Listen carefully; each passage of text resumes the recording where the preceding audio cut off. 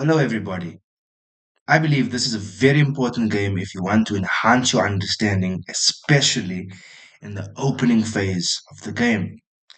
This is a very short illustrative game then between Divya Deshmukh and a fellow countrywoman, Vaishali Rameshbabu. This game is taking place then at the Pune Women's Grand Prix, and we'll get right into it. Divya starts with 1 to e4. Shah responds with e5, knight f3, knight c6, and bishop e5. So we're now officially in the Spanish or the Roy Lopez. All right. Vaishali opts for a6, which is the Morphy defense of the Roy Lopez. Bishop to a4, knight to f6, castles by Divya, and knight takes on e4. So very standard stuff here. We often see this. Sometimes we see it in move before um, with all of this A6 ideas. And then it's just known as the Berlin defense, and this would be called the Rio Gambit. But in this case, because of this A6 bishop A4 move order, it is the Roy Lopez open. We get D4. Also, your possible is rook to E1. But again, the move order is a bit different here in the setup. You would just go knight to C4, and it will be dead draw. I'll show you quickly. Knight to C4, you take here, takes, and you capture back the pawn. There isn't that much to play for in this position. Right, but instead of all that, the rook e1 business, we get other business of d4. After d4, bishop to e7, so Vaishali also perhaps preparing to castle her king. Will she castle the king? We will find out very soon. Now we get rook to e1 and b5. So this is very much still theory, as you can see, played by the very best players, Carlsen Caruana, MVL and Carlsen. This is very much MVL's territory, well versed in these structures for sure. Aronian, Mamedyarov, so very, very common. And these players have blitzed out their moves so far. They hardly spent any time. They started with an hour 30, but they got more time on the clock. They get 30-second increment up until this position. So they had like hour 33, hour 34. We then get after d4, b5, but not the bishop to b3, which is also fine. You could go bishop to b3 here, of course, and the game just continues.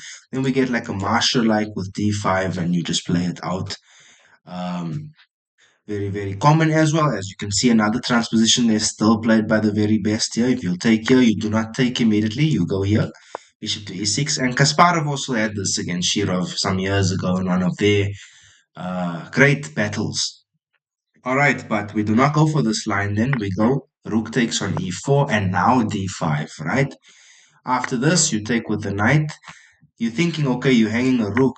Not really. You'll get knight takes on c6, and then suddenly the queen is being attacked. You play queen b7. You think you're attacking the bishop too, but the thing is, this knight comes with a fork on d8 and on e7, so you are in time to pick up a piece. If captured on b4, not a problem. You're getting another piece on c8, and then suddenly, if you okay, you want to take. If you look at the calculation and the piece count, you are down. Okay, yes, a rook for 2 minus, but look at this pawn structure, horrible. C4 is coming, the queen's hitting on a4, knight to c3 is coming, hitting there on e4 and a4. Not a good position at all for black. White's just going to develop very easily and have very, very fluid play. All right, but this doesn't happen then. We get knight takes on e5 and rook takes on e5. Bishop pawn takes on a4 and queen to e2, putting more pressure on the bishop. Of course, now you can't castle. If you do, you just go down a piece cleanly. You think, okay, yes, you're going to trap that way, but not really. You can actually pick up the second piece and you'll take this with check. Well, you could do that with check and you just up 2 points and you just drop back and the game continues. You'll soon after play maybe knight c3, get your pieces out and just enjoy a comfortable position. Yeah, the engineer is suggesting knight to d2, but yeah, on deeper evaluation, it does agree with queen takes on e6 with check. All right, so these are the technicalities we have to look into this Roy Lopez. Right, we get bishop to e6, and here Divya blasts with f4. He literally played it in a couple of seconds, this f4 move. Of course, then the idea is to go f5. Let's say, for instance, just a sample move, rook to b8. Suddenly now f5 puts a lot of pressure on the bishop. And the point here is not that you can't you're attacking immediately as white. It's the fact that number one, you are stopping black from castling, right? So then maybe I have to artificially castle. But look at this move. Bishop to h6 is what the engine suggests. And the reason why is because if you take, right, you get this f6 push, which totally pins the bishop. The position looks horrible for black here, right? Because this g pawn taking on h distracts the g pawn from defending on f6. So that's a very important lesson as well, to try and deflect your opponent's pieces, right, from defensive squares, as this bishop h6 move shows. Though this is not part of the actual game, after f4, uh, Vaishali went king to f8, then breaking this pin on the pieces, which is also fine because still now we get f5, bishop to d7, and now of course this bishop is well defended. Of course you cannot do this because takes. You are just down too much, so not good at all for black.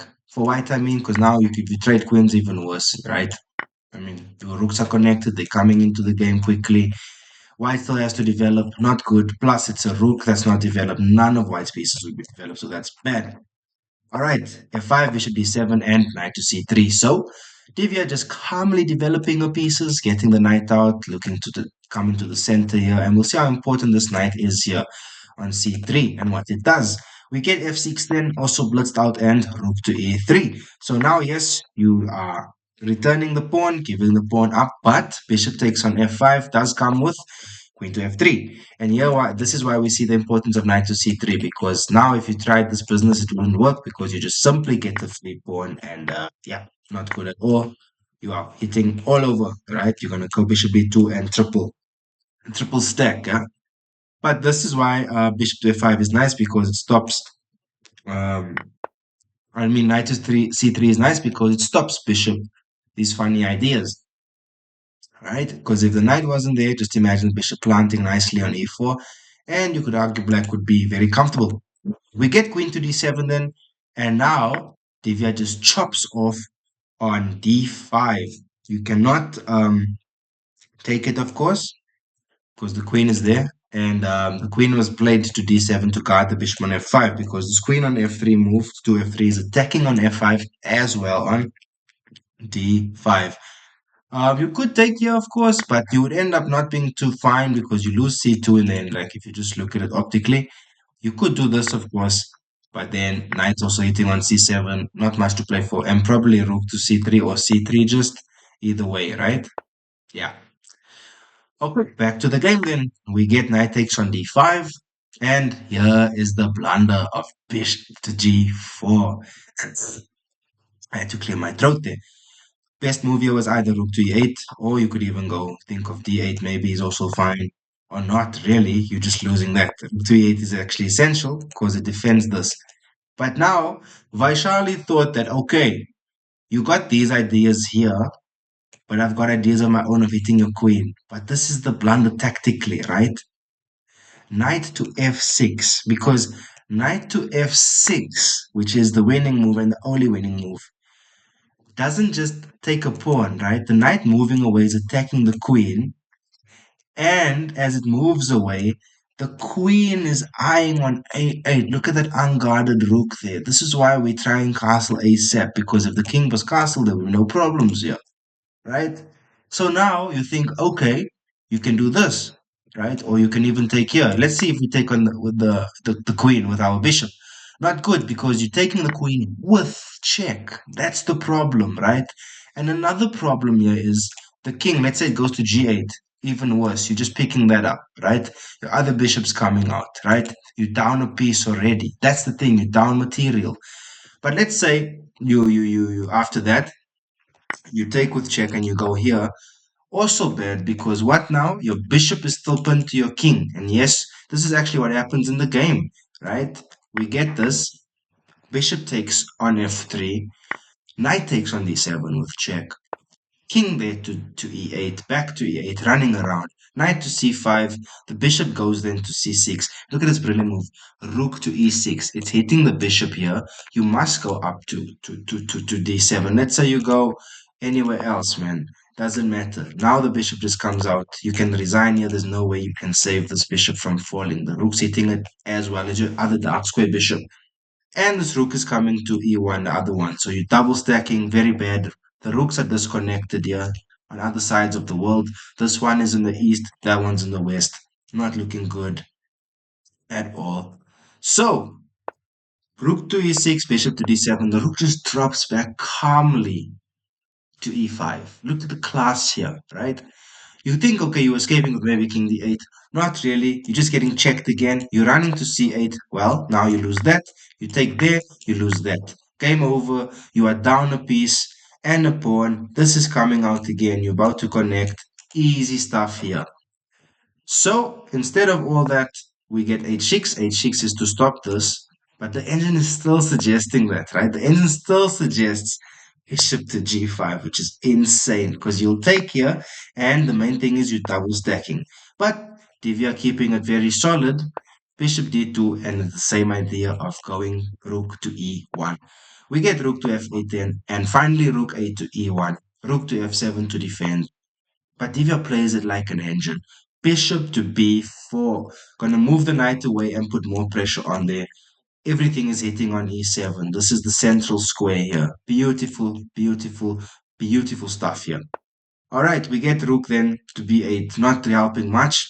The plan maybe is to come here and to somewhat assist, but it's not doing much because now after this bishop to a3, it was on move 26 then that Vaishali Rameshbabu decided to resign the game. And it's quite clear why, because even with the top moves, let's say there, bishop there, you can even set the exchange, give up for now because you do that, that. And what's coming is after this, a discovery on a6, right? There.